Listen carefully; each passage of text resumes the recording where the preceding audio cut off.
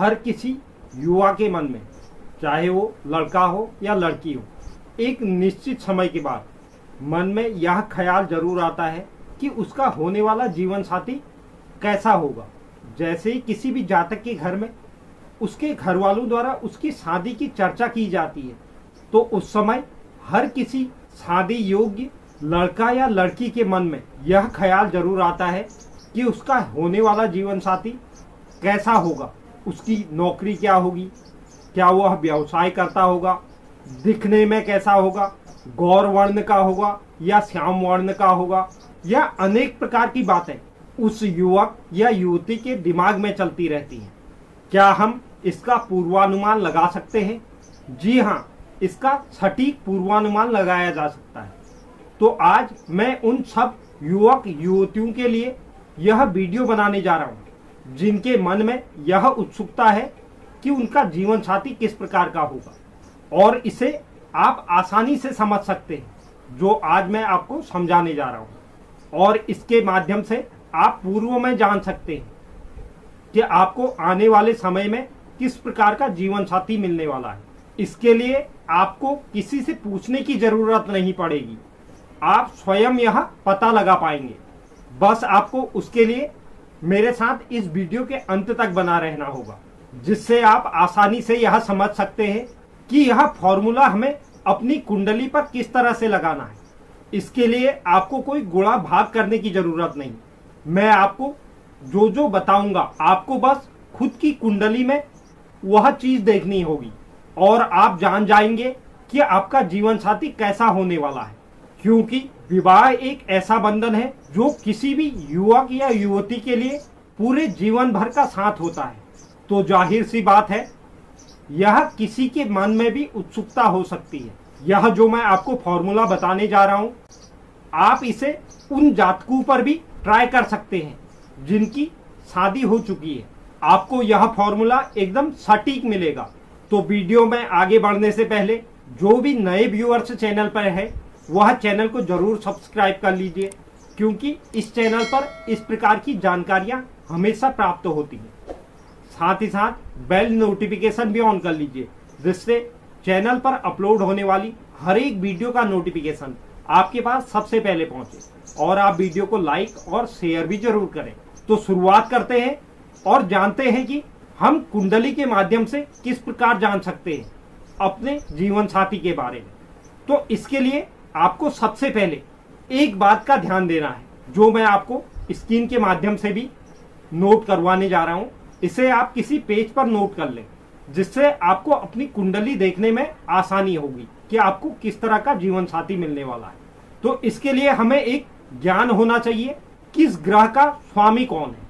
तो उसके लिए भी आपको मेहनत करने की जरूरत नहीं, वह भी मैं आपको बताने जा रहा हूं। बस आपको इसे किसी कागज पर नोट कर लेना है। सबसे पहले हम बात करते हैं सूर्य ग्रह की। सूर्य ग्रह 5 अंक के स्वामी होते हैं, यानी कि 5 का अंक आपकी कुंडली पर जहां पर भी लिखा है उस भाव के स्वामी सूर्य हुए। ऐसे ही चंद्र 4 अंक के स्वामी होते हैं, यानी कि आपकी कुंडली में 4 का अंक जिस भी भाव पर लिखा है उस भाव के स्वामी चंद्र हुए। मंगल 1 और 8 अंक के स्वामी होते हैं, यानी कि आपकी कुंडली में 1 और 8 का अंक जिस भी भाव पर लिखा हुआ है उस भाव के स्वामी मंगल हुए।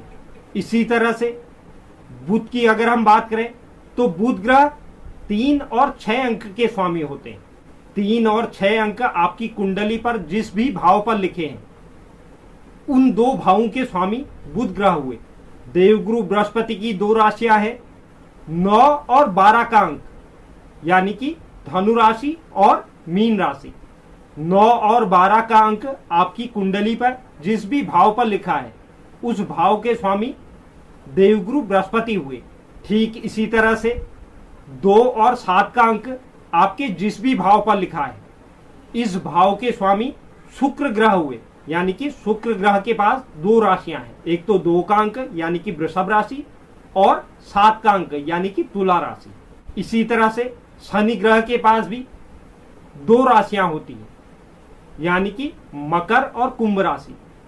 10 और 11 का अंक आपकी कुंडली पर जिस भी भाव पर 10 और 11 का अंक लिखा है, उस भाव के स्वामी शनि ग्रह हुए। तो यह आप नोट कर लीजिए कि किस राशि का स्वामी कौन है। यह नोट करने के बाद आपको अपनी कुंडली खोल लेनी और यह कुंडली का आपको सप्तम भाव देखना है। यह जो आपकी कुंडली में सप्तम भाव है, इस भाव को आपको देखना है कि इस भाव पर आपकी कुंडली पर कौन सा अंक लिखा है। जैसे कि उदाहरण के लिए इस कुंडली में इस सप्तम भाव पर 2 का अंक लिखा हुआ है, यानी कि इस भाव के स्वामी हो गए शुक्र ग्रह। हर एक कुंडली में लगभग अलग अलग अंक इस भाव पर लिखे होंगे। तो आपको अपनी कुंडली का देखना है कि आपकी कुंडली पर इस भाव पर कौन सा अंक लिखा है। यह आपने देख लिया। इसके बाद आपको यह देखना है जो भी अंक आपकी कुंडली में लिखा है, अगर आपकी कुंडली पर इस भाव पर 5 का अंक लिखा है तो यानी उसके स्वामी सूर्य हैं। 4 का अंक लिखा है तो उसके स्वामी चंद्र है। 1 या 8 का अंक लिखा है तो उसके स्वामी मंगल है। 3 या 6 का अंक लिखा है तो उसके स्वामी बुध है। 9 और 12 का अंक लिखा है तो उसके स्वामी देवगुरु बृहस्पति हैं। 2 और 7 का अंक लिखा है तो उसके स्वामी शुक्र ग्रह है। और 10 और 11 का अंक लिखा है तो उसके स्वामी शनि महाराज हैं। तो आपको यह देख लेना है कि आपके सप्तम भाव पर कौन सा अंक लिखा है और उसके स्वामी कौन है। आप इस चार्ट के माध्यम से आसानी से जान सकते हैं कि उसके स्वामी कौन है। फिर आपको यह देखना है जो भी इस भाव के स्वामी हैं वह कौन से अंक पर जाके बैठे हैं।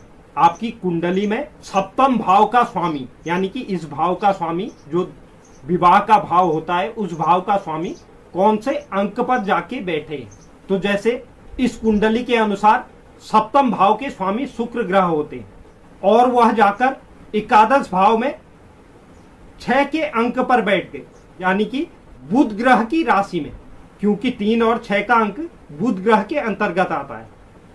तो वह 6 के अंक पर बैठे।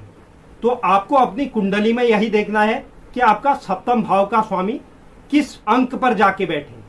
अगर आपकी सप्तम भाव के स्वामी 2, 4 या 7 अंक पर जाकर बैठे तो इसका मतलब आपका जीवन साथी खूबसूरत, ज्ञानवान, बुद्धिमान, अपने शरीर के प्रति सचेत, शरीर को मेंटेन रखने वाला, धनवान, सौंदर्यवान होगा। वहीं अगर आपका सप्तम भाव का स्वामी 5 के अंक पर जाकर बैठा हो तो आपका जीवन साथी सरकारी क्षेत्र से जुड़ा हुआ होगा, यानी कि हो सकता है उसकी सरकारी जॉब हो। साथ ही साथ आपके जीवन साथी में आत्मविश्वास भरपूर मात्रा में पाया जाएगा।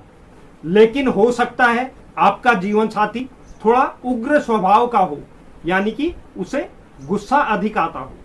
वहीं अगर आपका सप्तम भाव का स्वामी 3 और 6 के अंक में जाकर बैठे, यानी कि आपका सप्तम भाव का जो भी स्वामी है वह 3 या 6 के अंक में जाकर बैठा हुआ है, चाहे वो कुंडली के किसी भी भाव पर हो, तो ऐसे जातक या जातिका को जो जीवन साथी मिलता है वह बिजनेसमैन होता है, यानी कि व्यापार करने वाला। उसके जीवन साथी की हाइट हमेशा उससे कम रहेगी, या तो उसका जीवन साथी बैंकिंग क्षेत्र से भी जुड़ा हुआ हो सकता है। वहीं अगर सप्तम भाव का स्वामी अगर आपकी कुंडली में 1 या 8 के अंक पर जाके बैठा हो तो आपका जीवन साथी फौज में, पुलिस में या किसी भी रक्षा क्षेत्र में हो सकता है। इसके अलावा आपका जीवन साथी हो सकता है प्रॉपर्टी डीलिंग के क्षेत्र से जुड़ा हुआ हो या कृषि क्षेत्र से जुड़ा हुआ हो। इसके साथ साथ ऐसे जातक या जातिका का जीवन साथी पराक्रमी और साहसी होता है। वहीं आपके सप्तम भाव का स्वामी अगर 9 या 12 के अंक पर जाकर बैठे, आपकी कुंडली में आपके सप्तम भाव का स्वामी अगर कुंडली के किसी भी भाव पर 9 या 12 के अंक पर बैठा हुआ है तो आपको शिक्षित, हाई एजुकेटेड, गौर वर्ण वाला जीवन साथी प्राप्त होगा।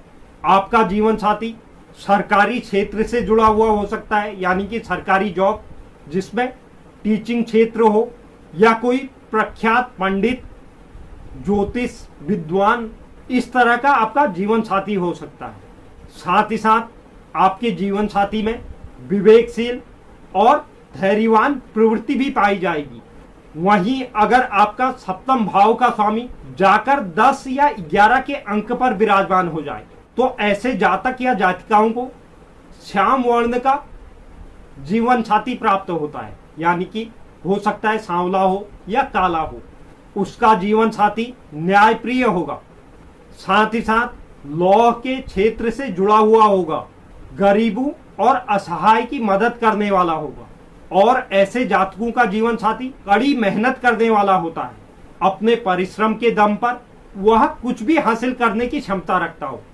हालांकि जिस भी जातक के सप्तम भाव का स्वामी 10 या 11 के अंक पर जाकर बैठा हो तो ऐसे जातकों को जो जीवन साथी मिलता है उसको पैरों या घुटनों से संबंधित तकलीफ भी पाई जाती है। तो यह आप खुद अपनी कुंडली में देखकर यह पता लगा सकते हैं कि आपको किस प्रकार का जीवन साथी मिलने वाला है। बस आपको अपने सप्तम भाव के स्वामी को देखना है, वह कौन से अंक पर जाकर बैठे हुए। उसके बाद आपको यह आसानी से पता लग जाएगा कि वह किस प्रकार की प्रवृत्ति का होगा या किस क्षेत्र से जुड़ा हुआ होगा। तो आपके मन की शंका को दूर करने के लिए मैंने एक छोटे से वीडियो के माध्यम से आप तक यह जानकारी पहुंचाने का प्रयास किया। उम्मीद करता हूं यह जानकारी आपको पसंद आई हो। जो भी दर्शक चैनल पर नए हैं, चैनल को आप जरूर सब्सक्राइब कीजिए, साथ ही साथ बेल नोटिफिकेशन भी ऑन कर लीजिए, जिससे चैनल पर अपलोड होने वाली हर एक वीडियो का नोटिफिकेशन आपके पास सबसे पहले पहुंचे। और आप वीडियो को लाइक और शेयर भी जरूर करें और कमेंट बॉक्स में आप अपनी राय भी जरूर लिखें। तो चलिए मिलते हैं अगली किसी नई जानकारी के साथ। तब तक के लिए आपसे अनुमति चाहता हूं। धन्यवाद।